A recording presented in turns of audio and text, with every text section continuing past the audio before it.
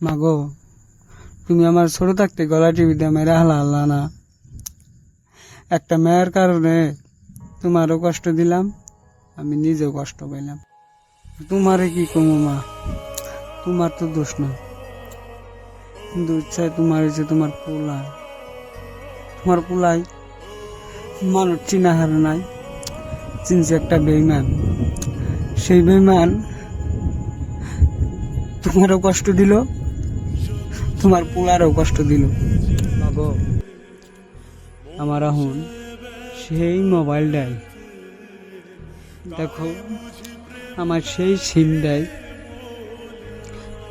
একটা কখনো মেসেজ আসে না, একটা কখনো কল আসে না।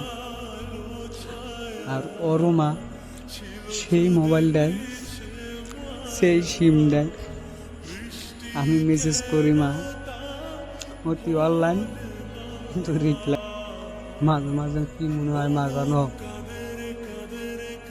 যদি মরে যায় তাও বোধহয় কোনো ঝামেলা রাখতো না। যে মানুষটা একটা সেকেন্ড কল না ধরলে ঠান্ডা কাটি মারামারি শুরু করে দিত, আর সেই মানুষটা এখন এক সেকেন্ডের মধ্যে কল পেস্ট করে না, একটা মেসেজ দিয়াও বলে না মা যে তুমি কেমন আছো। দেখো আমার ছেলেরা এখন আর ভালো না মা, প্লিজ ওকে বলো না মা,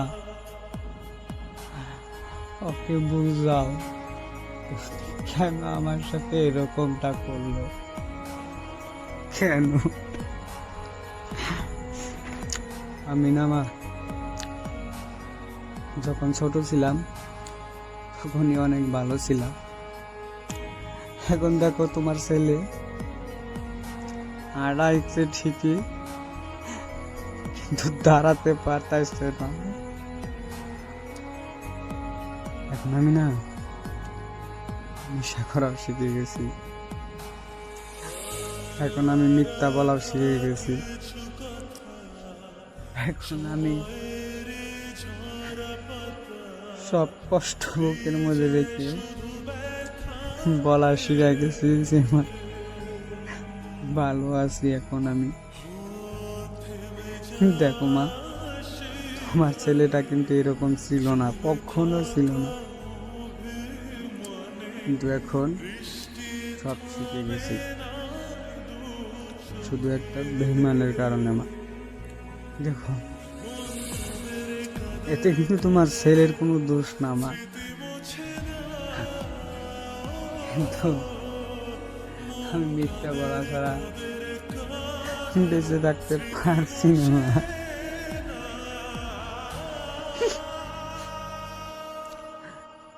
আমি যদি মরে যাই না মা, ওকে তুমি বলে দিও যে দেখ আমার ছেলে তোকে কতটা ভালোবাসতো, তখন তো তুই মরে গেছে। যখন ঘরে থেকে বয়ে বয়ে ভাবি যে এই দুনিয়ায় খেয়ে চিনতে মানুষ উঠছে, কিন্তু দেখো একটা শোক, একটা সংসার, একটা সুখ দুঃখ আবেগ করার মধ্যেই